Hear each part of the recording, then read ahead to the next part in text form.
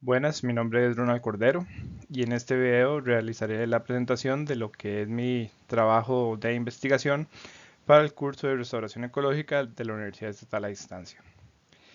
El tema que yo escogí, o mejor dicho, el caso, es el caso de restauración del Parque Nacional Yellowstone de Estados Unidos, el cual creo que es un caso muy exitoso y muy conocido, de lo que puede ser el producto de la intervención para restaurar una zona impactada por la actividad humana, directa o indirecta.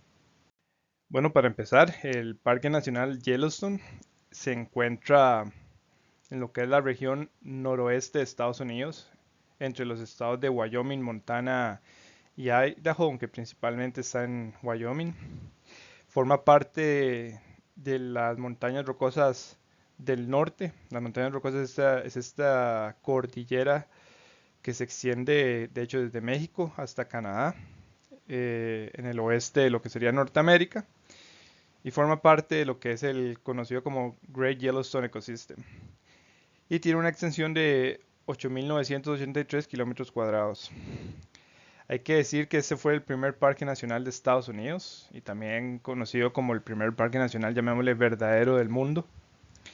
Y creo que es muy famoso no solo en Estados Unidos, sino a nivel global, ¿verdad? Por lo que ya que es muy utilizado, ¿verdad? En lo que son películas, series de televisión, y en el caso específico que voy a hablar hoy, que es respecto a la reintroducción de lobos en el parque, es como, ¿cómo es que se dice esto? Perdón, es como el ejemplo, ¿verdad? El ejemplo de exitoso que hay que seguir, que se estudia de lo que es un caso exitoso de restauración. En cuanto al ecosistema del Parque Nacional Yellowstone, como mencioné anteriormente, este pertenece al gran ecosistema Yellowstone, que abarca muchísimo más que solo el parque, ¿verdad? Tiene 7.300.000 hectáreas de área. Presenta bosques subalpinos, praderas de alta montaña, humedales y zonas hidrotermales. Y es importante mencionar que es uno de los pocos, si no el único, ecosistema pristino del noroeste de Estados Unidos, ya que todo lo que es alrededor de este básicamente fue talado, fue impactado por la actividad humana, que es una de las razones por las cuales en su momento se decidió preservar, porque era el único remanente de bosque pristino que había. En cuanto a la fauna, el parque es bastante famoso por la presencia de megafauna, ¿verdad? Bisontes, alces, ciervos, osos grizzlies y más, creo que lo más importante para este trabajo, lo que son los lobos. Igualmente, en cuanto a aves y anfibios, hay bastante variedad, ¿verdad? El águila calva, cines trompeteros y también es conocido por salamandras y ranas.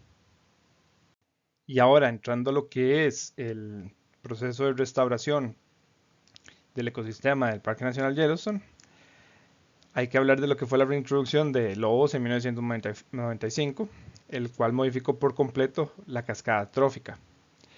Ya esto es respecto al tema del trabajo de restauración que se dio en el parque y cómo esa introducción cambió por completo todo lo que es el paisaje del Parque Nacional.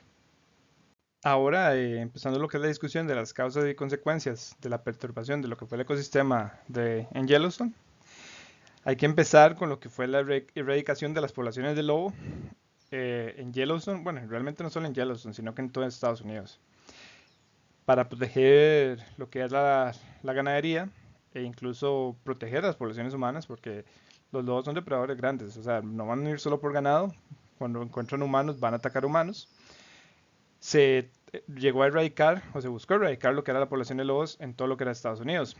Incluso que a nivel federal y estatal, ¿verdad? Leyendo sobre el tema, y a nivel de ciudad, se dan recompensas por matar lobos. Entonces, por ejemplo, que si usted mataba a un lobo, le daban $1.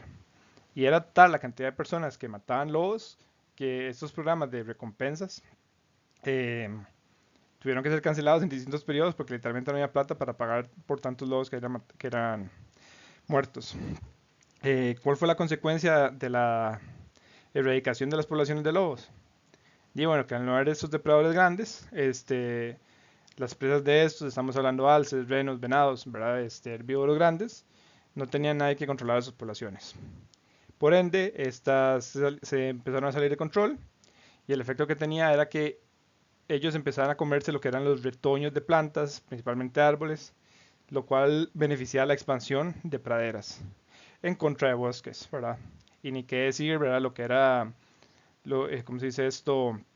La explosión de enfermedades que estas especies tenían, que fácilmente saltaban a lo que eran otros herbívoros, como son las vacas, lo que son las ovejas, que los humanos manejan para producción ganadera. Em, el lobo no se volvió a proteger, o mejor dicho, nunca se volvió a proteger sino hasta 1973, cuando se introduce la ley de especies en peligro de Estados Unidos, por lo que se empieza a proteger el lobo, lo cual, créanlo o no, causó bastante controversia, porque principalmente en zonas rurales la gente veía a los lobos como un enemigo. Nos iban a atacar a nosotros y nos iban a atacar al ganado. Entonces generó bastante fricción. Una fricción que incluso existe hasta el día de hoy, donde hay bastantes programas de reintroducción del lobo en todo Estados Unidos. Y claro, esto no se empieza a revertir sino hasta 1995 con el programa de reintroducción de lobos en Yellowstone, que es parte central de esta presentación. Y la segunda causa fueron los incendios forestales en 1988. Ahora, ¿por qué se dieron estos incendios forestales? Primero, ¿verdad? Por clima extremo. Fueron años de veranos muy secos e inviernos con muy poca nieve, lo que no favorecía la acumulación de humedad en el suelo. Y la acumulación de materia vegetal por décadas, porque los incendios, ¿verdad? Son en muchos ecosistemas una parte importante, ¿verdad? De lo que es su regeneración. Por ejemplo, en lo que es sabana de bajura, sabana de altura, aquí en Costa Rica. Había mucha acumulación de materia vegetal por la falta de incendios forestales, o mejor dicho, falta de incendios forestales grandes, y la infestación de escarabajo del pino, que mató demasiados pinos, favoreciendo la acumulación de esta materia. El efecto fue tal, ¿verdad?, que se dio como una conciencia de que había que hacer algo porque todo lo que era el ecosistema o la integridad de Yellowstone estaba muy afectado y había que hacer algo para ayudarlo a regenerarse luego de estos incendios. Ahora, en cuanto al enfoque de restauración ecológica que se dio un enfoque de restauración activa. Eh, Se capturaron lobos de Canadá, específicamente de Alberta, los cuales fueron a empezar a ser liberados en Yellowstone entre 1995 y 96. Ahora, eso es una restauración activa porque, bueno, se está interviniendo directamente, se está agarrando lobos de Canadá y los está poniendo en Yellowstone. Pero la idea era que por medio de la restauración de la población de lobos en Yellowstone, se iba a iniciar un proceso de rewilding. Estamos hablando de que gracias a los lobos, naturalmente el ecosistema se iba a fortalecer y se iba a regenerar, sin la necesidad de llamarle mayor intervención humana. Ahora, la reintroducción del lobo tenía dos objetivos. Número uno, reducir la presión de los herbívoros. Al usted reintroducir los lobos, iba a reducir las poblaciones de alces, de renos, de venados, los cuales estaban teniendo un impacto significativo ya casi que por un siglo sobre poblaciones vegetales, principalmente árboles. Esto iba a ayudar que las distintas especies de árboles de Yellowstone tuvieran un mayor éxito reproductivo, sobrevivieran más y los bosques empezaran a regenerarse, luego los incendios e incluso a expandirse. Porque ¿qué es lo que pasa? Hay tanto herbívoro, los herbívoros ¿qué es lo que hacen? Se comen de todo, toda materia vegetal, pero principalmente en invierno, que es un punto del año específico que los distintos especies de árboles de zonas templadas se utilizan como para crecer, llamémoslo los retoñitos, es literalmente lo único que los herbívoros encuentran. Entonces ellos empiezan a forrajear por la nieve, encuentran los retoños y se los comen. No los dejan sobrevivir. Y el segundo objetivo era restaurar los procesos naturales, ya que al reducir los herbívoros, se iban a empezar a regenerar los bosques, se iban a empezar a regenerar las plantas ribereñas, lo cual a su vez iba a beneficiar a distintas especies de aves, a castores, a serpientes, etcétera, que iban a haber aumentado el nicho que tenían. Ahora, lo primordial aquí era mantener a las poblaciones de lobo viables, ¿verdad? Lo cual no resulta tan fácil porque, desviándome un poco y hablando de un tema similar, el problema con los lobos, ¿verdad? Es que una de las poblaciones que se vieron beneficiadas con la extirpación de los lobos fueron los coyotes, ¿verdad? Y cuando usted trata de reintroducir lobos en Norteamérica, ¿verdad? Llámele México, llámele cualquier parte de Estados Unidos, etcétera. Uno de los problemas que hay siempre es que los lobos, al ser tan pocos los que, si es que se reintroducen pocos, estos se empiezan a mezclar con los coyotes, empiezan a ir con ellos, ¿verdad? Entonces empieza a haber hibridación, entre comillas, ¿verdad? Si usted es de los que los considera dos especies tan separadas como para hablar de hibridación, pero es un problema. Entonces, las distintas técnicas que se implementaron en esta intervención eran para monitorear las poblaciones de lobo y mantener sus poblaciones viables. Entonces, por ejemplo, ¿qué se hacía? Bueno, primero la captura, ¿verdad? En Canadá para ser liberados y se les ponían collares para monitorear por dónde es que se movían. Monitoreo aéreo y terrestre para localizar las poblaciones y también para ver el efecto a través de los años que su reintroducción estaba teniendo, ¿verdad? Cámaras remotas y bioacústica para monitorear principalmente lo que era su comportamiento, muestreo genético, salud y dietas para ver cómo estaban las poblaciones, ¿verdad? Que no hubiera, por así decirlo, un cuello de botella al haber tan pocos lobos, ver que las poblaciones estuvieran saludables, monitorear las dietas para ver qué es lo que se estaban comiendo, si está sirviendo su reintroducción. Y seguir lo establecido por el Environmental Impact Statement de 1994, que es un programa que se estableció en Estados Unidos, muy centrado en lo que era la regeneración del ecosistema de Yellowstone. En cuanto a los efectos alcanzados por la intervención, ¿verdad? Se pueden hablar tanto de efectos positivos como negativos. Aunque hay que decir que la restauración fue un éxito y como dije al principio, ¿verdad? Es como uno de esos casos que todo el mundo utiliza de ejemplo, ¿verdad? De éxito.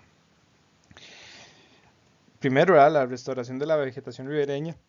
Al reducir las poblaciones de herbívoros, ¿verdad? Se le da más oportunidad de expansión y crecimiento a las especies vegetales. Esto a su vez tuvo un incremento en lo que fue la población de castores. Ahora, ¿por qué hablo de castores específicamente? Porque los castores, como muchos saben, forman represas, ¿verdad?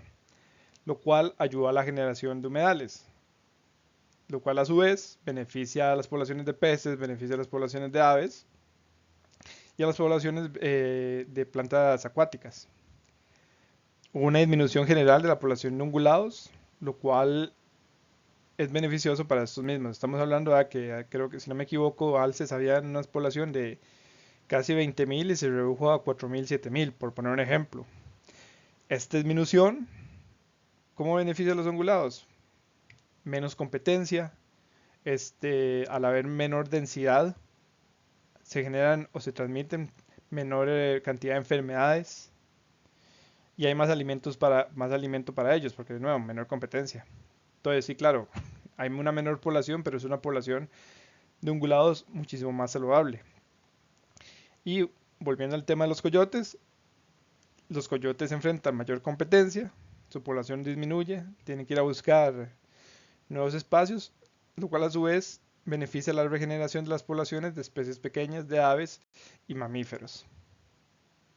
Y en cuanto a los efectos negativos que se pueden llamar por esta intervención, hay que hablar del conflicto con ganaderos. Estamos hablando que en el área de Yellowstone hay una pérdida anual de cerca de $63,000 por año en lo que es la ganadería, producto de la muerte de ganado por lobos. Sí, claro, ¿verdad? Los lobos en Yellowstone tienen suficiente alimento, pero el ganado es una presa fácil y si un lobo puede salir y puede agarrar una vaca, una oveja, una cabra, lo va a hacer, es una realidad. Hay una disminución en la eficacia reproductiva de los alces. Si bien ahora la población de alces sí es más saludable, les cuesta más reproducirse porque tienen menos hábitat disponible, ¿verdad? Como dije anteriormente, ¿verdad? Los bosques se expandieron gracias a la reintroducción de los lobos, entonces ya no hay tanta pradera o tanto espacio abierto para su reproducción, lo cual ha hecho que muchos alces hayan tenido que migrar de Yellowstone, buscar nuevos hábitats para tener menor competencia o mejor éxito reproductivo, lo cual a su vez los expone a cacería ilegal, ¿verdad? Este, el alce, ¿verdad? También es una de esas especies que se busca reintroducir en todo Estados Unidos. Entonces es como de ahí, ¿verdad? Reintroducimos los lobos y ahora hay menos alces y es una de esas especies que también ocupamos que se reproduzca más para lograr reintroducir en otras zonas. Este, la cacería legal y presiones humanas, ¿verdad? Hay mucho conflicto por los lobos, matan ganado, matan mascotas. Y cuando hablo de cacería legal es que si bien dentro del parque es ilegal cazar lobos, fuera de este se pueden cazar. Entonces se da esto que es, llamémosle, hacer algo para sacar a los lobos del territorio del Parque Nacional Yellowstone y poder cazarlos. Y por último, lo que es una baja en la caza deportiva, ya que al haber más lobos, como dije, se redujeron las poblaciones de ungulados, de alces, de renos, de venados, por lo que se dan menos permisos para caza y es incluso más difícil cazarlos porque hay menos, lo cual redujo lo que era una industria, por así decirlo, en la zona.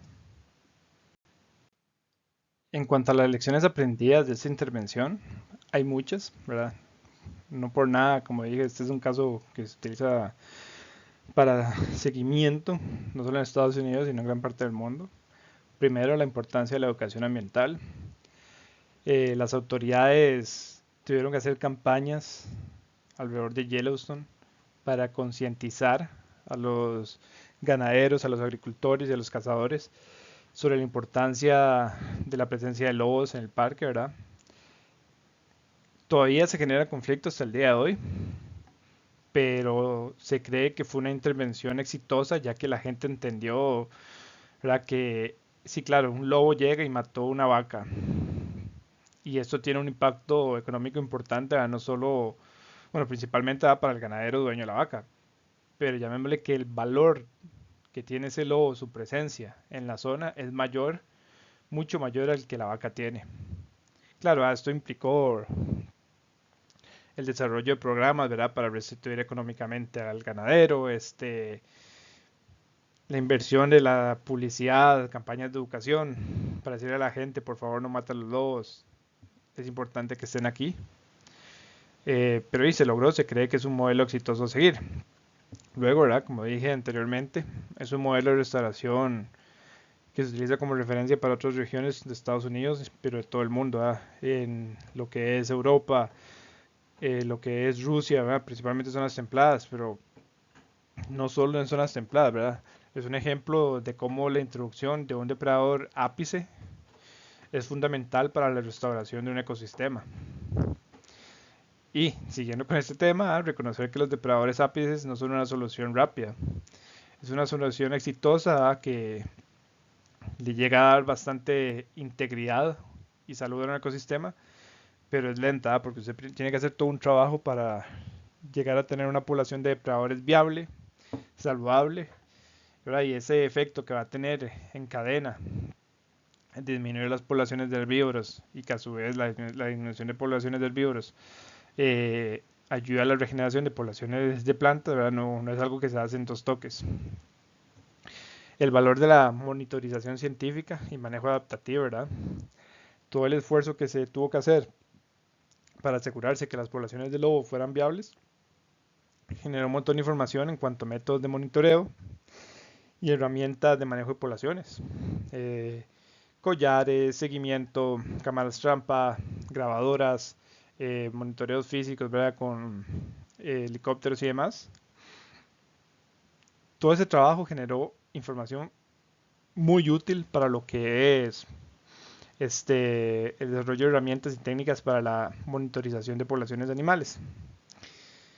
Y claro está lo que es el manejo equilibrado de conflictos socioeconómicos. Yo dije anteriormente, la reducción de población de un lugo helado, ¿verdad? Tuvo un impacto en la cacería, que es una industria en sí, el efecto que está teniendo incluso hasta el día de hoy la población de lobos sobre la ganadería. Todo esto, de nuevo, se cree que se ha manejado y se sigue manejando de manera exitosa.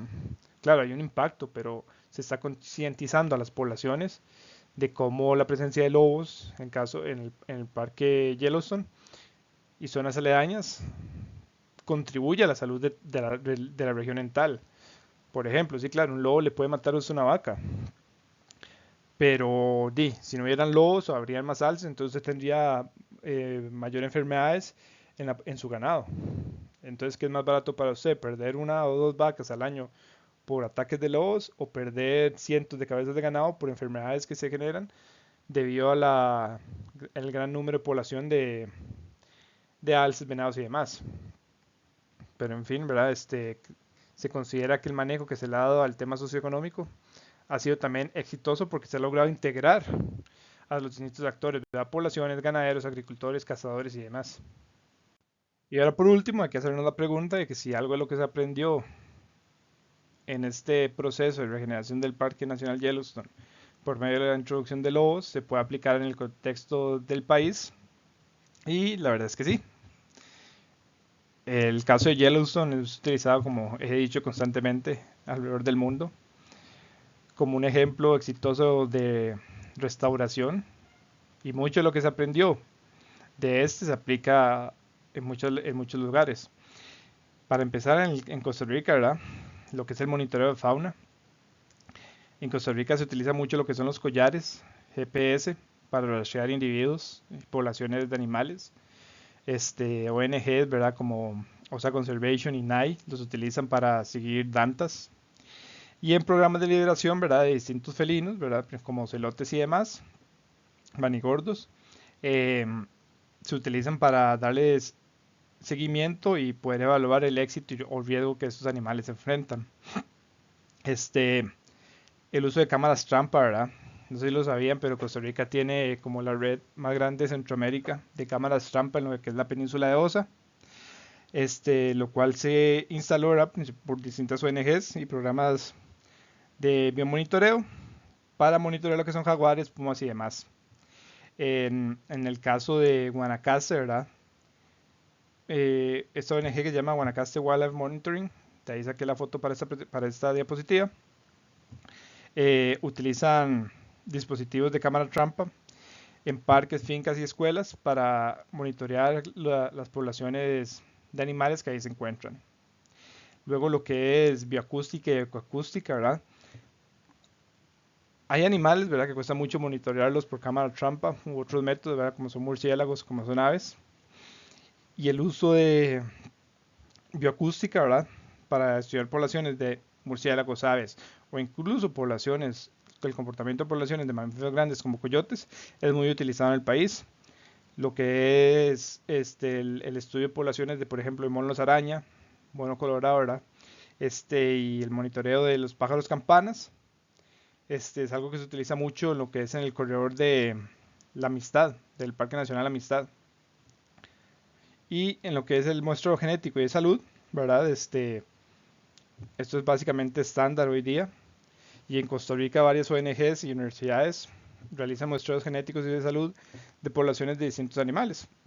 Por mencionar una, ¿verdad? The Slot Institute ahí en Limón realiza constantes muestreos genéticos de poblaciones de perezosos que ellos liberan para medir cómo ha sido su rehabilitación. Y por último, la reintroducción y rehabilitación asistida. Como dije anteriormente, no es algo fácil, no es algo que simplemente es agarrar animales y liberarlos. En Alajuela se hizo un estudio de la liberación del margay, que mostró que es algo muy complicado porque usted libera individuos los cuales tienen una alta mortalidad, llegan a presentar trastornos alimenticios por el hábitat nuevo, pero lo que se aprendió del proceso en Yellowstone aplicado a estas liberaciones, ¿verdad? Ha servido bastante para generar información nueva y básicamente ha sido, no voy a decir que prueba y error, pero siguiendo lo que se aprendió de Yellowstone, ha mejorado estos, llamémosles, programas de liberación en el contexto costarricense. Y esto sería mi presentación sobre el tema. Por último, aquí encontrarán lo que sería la bibliografía de las distintas fuentes que utilicé para la realización de este trabajo.